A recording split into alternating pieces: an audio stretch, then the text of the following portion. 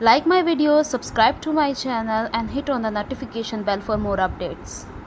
अस्सलाम वालेकुम व्यूवर्स, मैं वेलकम करती हूँ आपका अपना यूट्यूब चैनल ड्रेसिंग मेनिया पर। आज से 1 महीना पहले मैंने एक वीडियो अपलोड की थी जिसका टाइटल था कि अपनी शर्ट के चौक और दामन को एक ही सिलाई में स्टिच करना और उसे डिज़ाइन करना सीखें। उस पर मैंने कुछ इस तरीके का पैटर्न आपको सिखाया था। उस पर मुझे 3 तरह के क्वेश्चंस आए हैं। पहला ये कि ये फ्रंट से कैसा दिखता है, तो ये देखें फ्रंट से यूँ दिखता है, इसकी ये सिलाई है और बाहर की तरफ सिलाई नहीं है। मैंने ऐसा पैटर्न इसलिए आपको सिखाया कि इसके कॉर्नर यहाँ से देखें बल्कि नहीं है, ये सिक्योर हो गए हैं और जब हम इसको आयरन करते हैं तो यहाँ पे कपड़ा इकट्ठा नहीं होता और ये एक डिफरेंट लुक दे रहा है। नॉर्मली जब हम हाई एंड लो शर्ट्स बनाते हैं उसमें अगर ऐसे कॉर्नर्स बनाएं तो काफ़ी अच्छी फिनिशिंग आती है। तो ये मेरे पहले क्वेश्चन का आंसर है। अगर जिन्होंने वो कमेंट किया था वो देख रहे हैं तो इसकी डिटेल आप देख लें। दूसरा सवाल जो मुझसे पूछा गया था वो ये कि आपने पाइपिंग और लेस का ऑप्शन अंदर की तरफ क्यों रखा, अंदर क्यों स्टिच किया। अब देखें ये सिलाई तो लगनी ही थी, अब इसके अंदर मैंने पाइपिंग और लेस का ऑप्शन दे दिया। इसकी अगेन वही वजह कि इससे शर्ट में थोड़ी सी ब्यूटी हम ऐड कर देते हैं। हाई एंड लो शर्ट्स का रिवाज है, पहले भी मैं आपको बता चुकी हूँ। अब हम अगर इसमें सिंपल कोई शर्ट स्टिच करते हैं, उसकी बाजू पे थोड़ा सा काम होता है, गला बिल्कुल सिंपल हम रखते हैं, उसके चाक और दामन पर अगर हम थोड़ी सी ब्यूटी को इन्हांस करने के लिए थोड़ी सी पाइपिंग का एडिशन कर देते हैं, लेस का एडिशन कर देते हैं, तो इससे हमारी ये शर्ट काफ़ी डिफरेंट लुक देती है। तो इसको मैंने जस्ट ब्यूटीफाई करने के लिए, इसको थोड़ा खूबसूरत दिखाने के लिए मैंने इसमें लेस ऐड की थी। अगर आप नहीं ऐड करना चाहते तो आप एज इट इज़ इसको सिंपल स्टिच कर सकते हैं। अब मैं आपको अपनी एक शर्ट दिखाती हूँ जो मैंने 2013 में स्टिच की थी। ये देखें, ये इसके चौक हैं और ये बैक वाला हिस्सा है।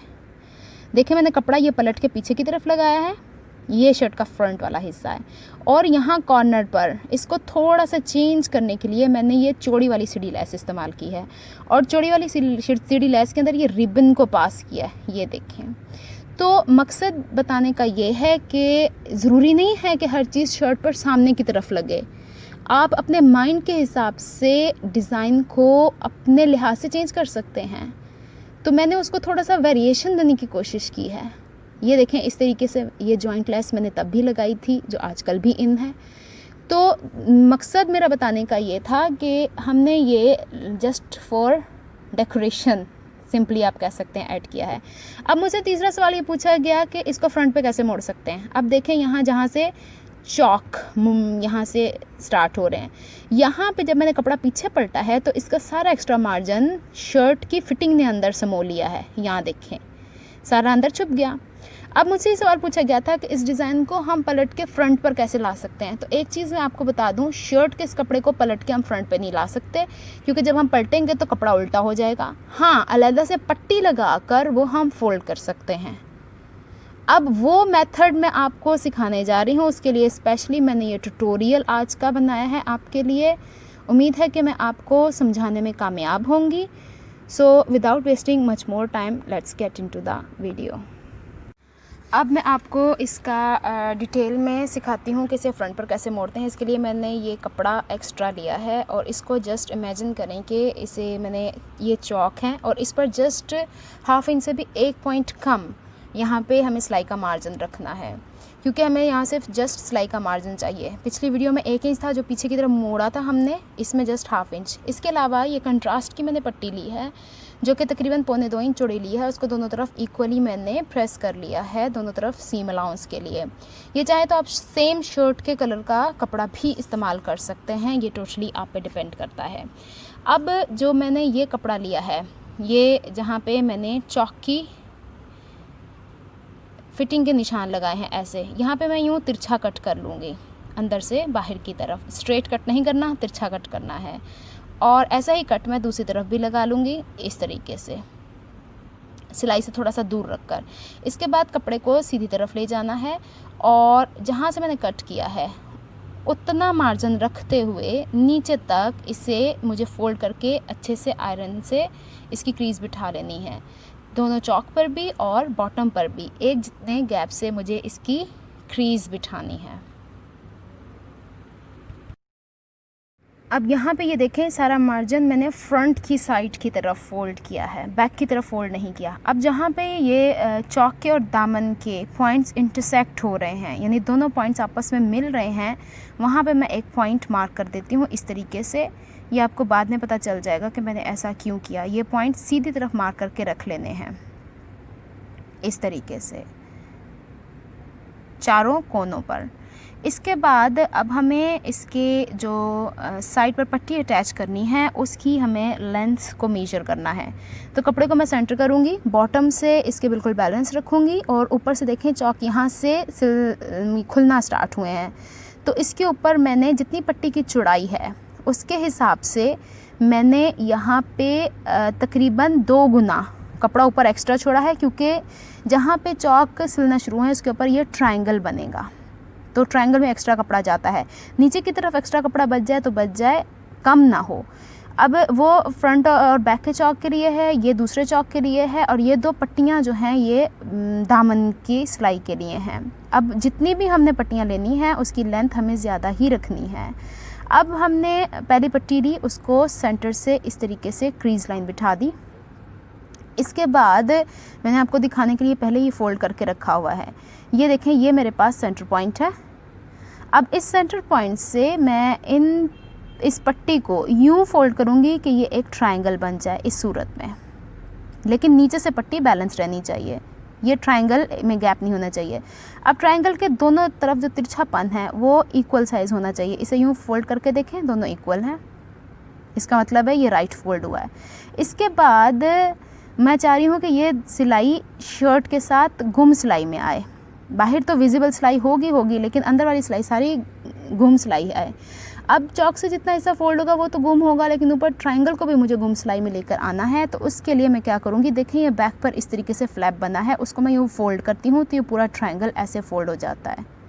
ये देखें इस तरीके से। अब इस पट्टी को ऐसे ही मैं सेंटर से ओपन करूँगी। फॉर द टाइम बिंग ये सोइंग अलाउंस जो है उसको खोलूँगी और सेंटर से इस तरीके से इसे दोबारा से हाफ़ करूँगी, और जहाँ पे देखें स्ट्रेट लाइन है, ये सिलाई यहाँ से 2-3 दफ़ा पक्की करूँगी यहाँ तक।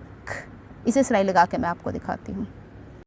अब इस पट्टी पर जहाँ तक हम लोगों ने क्रीज लाइन बिठाई थी स्ट्रेट वाली, वहाँ तक सिलाई लगा ली है, वहाँ तक मैंने पेन का निशान भी लगा लिया था। अब जहाँ से ये कोना बनेगा वहाँ मैंने एक्स्ट्रा मार्जिन कट कर दिया है, और मैं चाहूँगी कि सिलाई का मार्जिन दाएं और बाएं शिफ्ट हो जाए, तो इसके लिए मैं थोड़ा सा नीचे की तरफ से इस तरह स्ट्रेट कट कर लूँगी।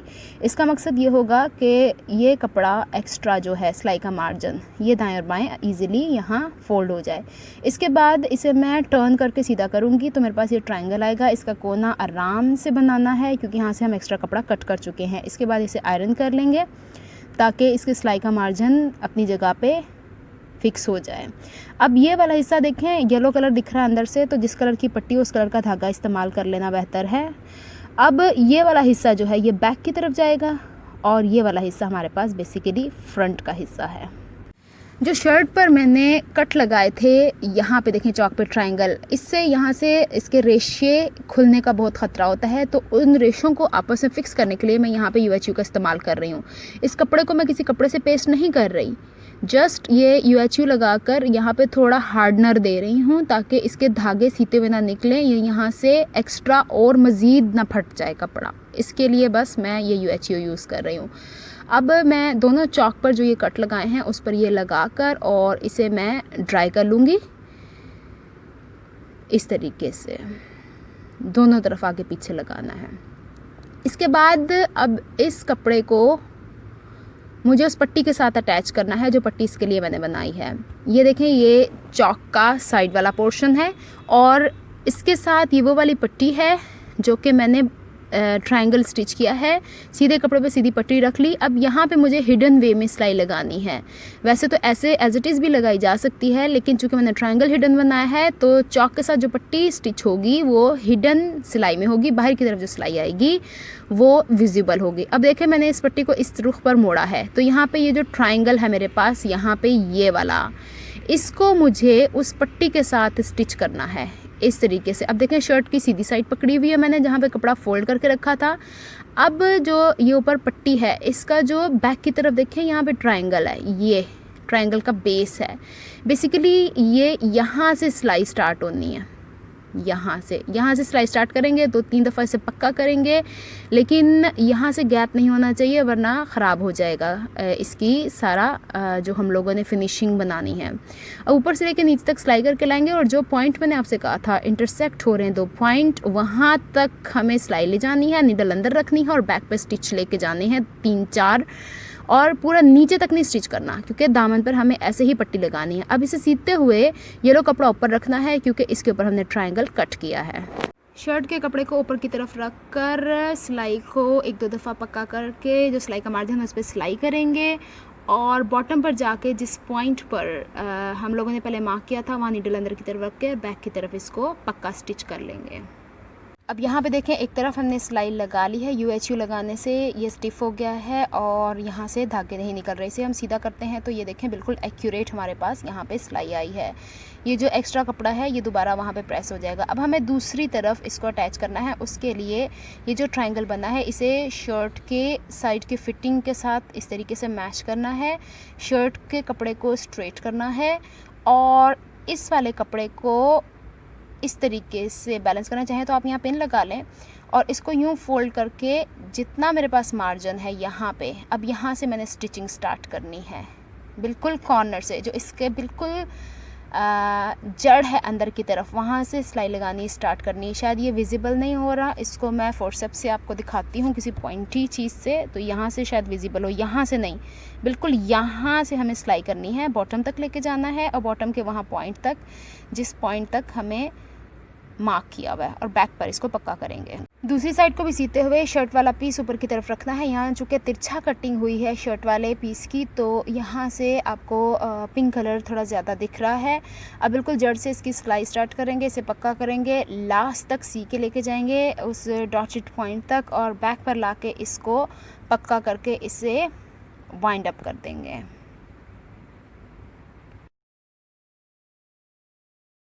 एक तरफ के चौक के फ्रंट और बैक पर सिलाई हो गई है। ये देखें दोनों तरफ इस तरीके से सिलाई हुई है। जब मैं इसे पलटती हूँ तो सारा मार्जिन अंदर की तरफ चला गया है। ये देखें यहाँ से कोई भी एक्स्ट्रा धागा बाहर की तरफ नहीं है। अब इसे हम सही से बैलेंस कर लेंगे और इसे आयरन कर लेंगे। एक्स्ट्रा कपड़ा अभी नहीं काटना है और इसको अच्छे से क्रीज़ जो इसकी बैठी हुई है उसको बिठा के इसे आयरन कर लेंगे। इसी तरीके से मैं अब दूसरे चौक को भी कंप्लीट कर लेती हूँ, फिर इसके दामन की बारी है। दोनों चौक पर तो हम पट्टी अटैच कर चुके हैं, इसे मैंने आयरन भी कर लिया है दोनों तरफ से। इसकी ये लुक आई है। अब इसके दामन की बारी है। इस पे दामन पर मैंने अटैच करने के लिए इसकी पट्टियाँ ऑलरेडी कटिंग की थी। अब यहाँ पे देखें जो मैंने पॉइंट तक सिलाई का मार्जिन रखवाया था ये वाला, वहाँ से अब हमें सिलाई स्टार्ट करनी है इस तरीके से। अब ये कपड़ा एक्स्ट्रा दाएं तरफ भी थोड़ा एक्स्ट्रा छुटेगा और बाएं तरफ भी एक्स्ट्रा। यहाँ देखें जहाँ सिलाई एंड हुई है बिल्कुल वहीं पॉइंट से शुरू होगी, पक्का करते हुए दूसरी तरफ जाएंगे और पक्का कर देंगे और ये सिलाई कंप्लीट हो जाएगी। अब ये देखें ये कपड़ा सीधा वाला है, पट्टी का कपड़ा सीधा है और ये शर्ट का कपड़ा उल्टा है। अब दामन की पट्टी के ऊपर हमें उतने ही गैप से सिलाई लगानी है जितने गैप से हमने साइड की पट्टी को इसके साथ अटैच किया था। अब ये देखें एक्स्ट्रा कपड़ा मैंने इतना साइड से छोड़ा है और बिल्कुल उसी पॉइंट से सिलाई स्टार्ट की है जिस पॉइंट पर साइड की पट्टी लगते हुए वाइंड अप हुई थी और एंड पर भी इसे मैं वैसे ही वाइंड अप करूँगी जैसे कि स्टार्ट कर रही हूँ, यानी सिलाई को पक्का करके। अब ये पट्टी चूँकि पलट के ऊपर की तरफ आनी है इसलिए इसकी स्टिचिंग कुछ इस तरीके से हो रही है। अब दामन की पट्टी को मैंने अटैच कर लिया है। इसके बाद अब ये देखें कि साइड की पट्टी और दामन की पट्टी कोई भी एक दूसरे पर ओवरलैप नहीं हो रही, लेकिन एक दूसरे के साथ कॉर्नर्स इनके मिल रहे हैं। इसके बाद मैंने बॉटम की पट्टी को ऊपर की तरफ फोल्ड करके इसको आयरन कर लिया है। अब चूँकि ये छोटा पीस है इजीली हैंडल हो जाएगा, लेकिन शर्ट के पीस में चूँकि दामन ज़्यादा चौड़ा होता है तो उस पर हमें जगह जगह पिन्स लगानी पड़ेंगी ताकि हम ईज़िली इसके कॉर्नर को मोड़ सकें। इसी के साथ ही हम साइड पर जो चौक पे पट्टी लगाई है उस पर भी पिन्स लगानी है हमें और जो ऊपर कॉर्नर बना है उसे सेंटर में मैनेज करना है और साइड पर भी हमें पिन्स लगानी है ताकि हम अब इजीली इसके कॉर्नर को अंदर की तरफ फोल्ड कर सकें।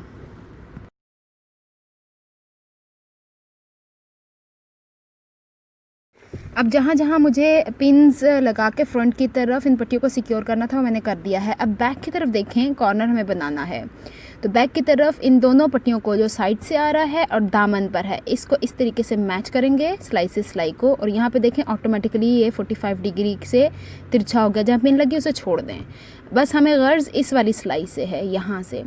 अब जो हमारे पास कॉर्नर आया, ये पट्टियों को फ़िलहाल इस तरीके से खोल दें। ये जो कॉर्नर आया है हमारे पास, यहाँ से हमें 45 डिग्री का एंगल बनाना है इस तरीके से। इसे फोल्ड करके अपने नाखून से इसे प्रेस कर रही हूँ, तो देखें ये क्रीज लाइन बनी है हमारे पास इस तरीके से। इन दोनों पट्टियों को यूँ स्ट्रेट कर देना है और ये पट्टी अभी खोल देनी है। मेरे ख्याल में ऐसे विजिबल नहीं हो रहा है, इसे मैं पेन से मार्क कर देती हूँ। तिरछा ये पॉइंट है हमारे पास जिसके ऊपर हमें स्टिचिंग करनी है। ये सिलाई बिल्कुल इस कोने से शुरू होनी है, यहाँ से इधर से, और यहाँ जाएगी।